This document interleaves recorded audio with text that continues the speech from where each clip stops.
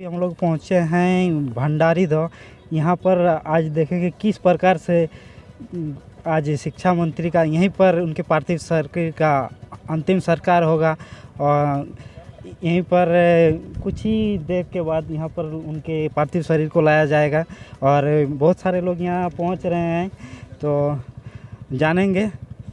तो जिस तरह से शिक्षा मंत्री का असामयिक निधन हुआ है तो किस तरह से झारखंड को क्षति पहुंची है?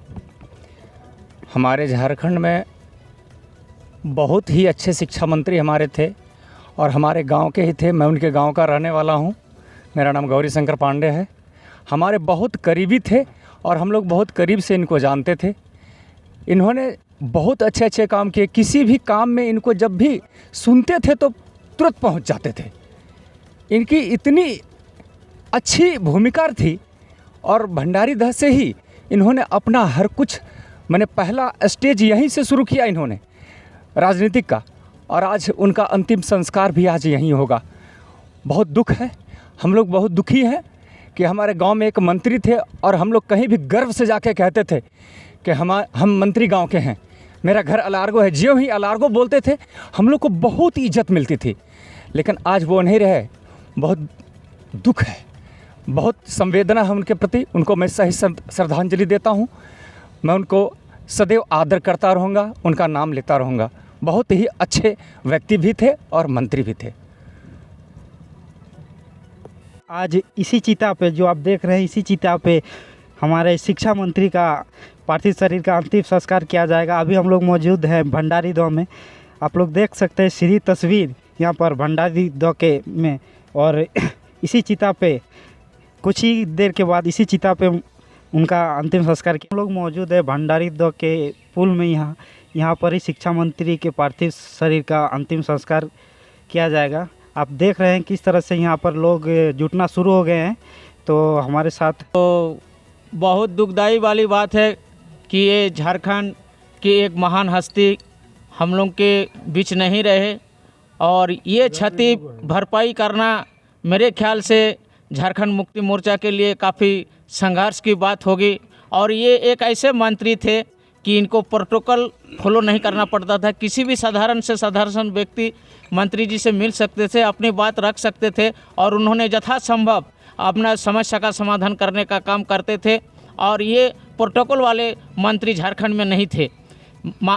जगन्नाथ महतो एक झारखंड प्रदेश का शहरी था और इनके कहानी और कथनी में किसी भी प्रकार का अंतर नहीं रहता था। इन्होंने जिससे जो कमिटमेंट करता था और हमेशा जनता का समस्या पर खरा उतरने का काम करता था।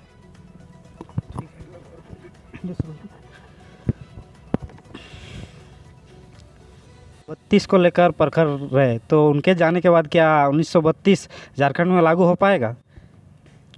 निश्चित तौर पर लागू होगा। जगन्नाथ महतो शुरू से ही जब विपक्ष में थे उस समय भी हमेशा आवाज़ उठाते रहते थे कि 1932 लागू होना चाहिए। और उसकी जब सरकार बनी, वो जब मंत्री थे उस समय भी चाहे कोई आदमी किसी तरह का कुछ भी बोल ले, लेकिन जगन्नाथ महतो हमेशा बोलते रहते थे कि 1932 लागू होके ही रहेगा।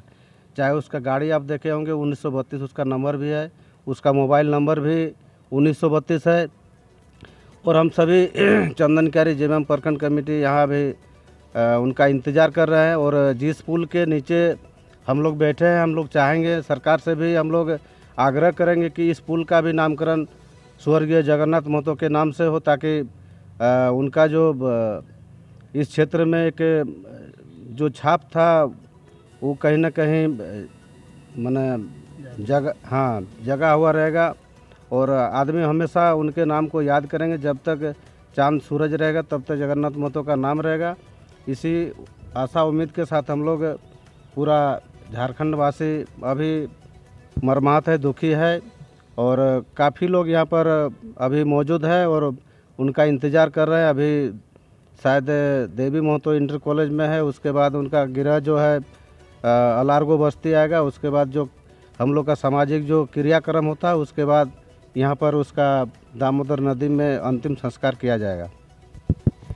तो नहीं रहे तो उनकी जगह की पूर्ति क्या संभव है? वो पार्टी निर्णय लेगी।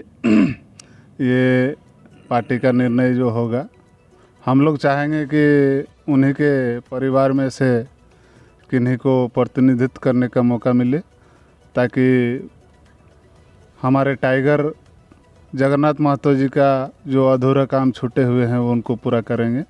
और मैं इस क्षेत्र के जनता से यही अनुरोध करने आए हैं इस कठिन परिस्थिति में कि यहाँ से भी जनता के मुंह से निकले कि उनका परिवार से ही प्रतिनिधित्व करने का मौका मिले और इस यहाँ के जनता उनको मौका दे।